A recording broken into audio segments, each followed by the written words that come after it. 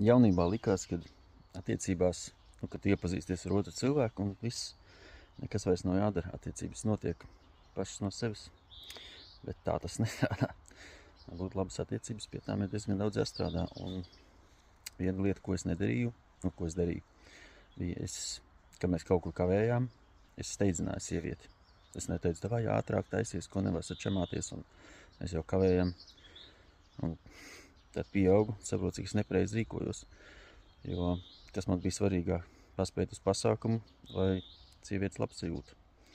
Un tad, protams, ka es viņu steidzināju, tad viņa palika dusmīgāku, un mēs kavējām, tad braucam, pa ceļam sākām kasīties. Un ja to dara otrādi, piemēram, ļauj viņai sataisīties, ļauj viņai sagatavoties, lai vai kāds tur iemesls, kāpēc viņi varbūt nokavē. Viņa ir labā noskaņojumā un viss tā diena izvēršās pēc tam savādāk. Tā kā, jā.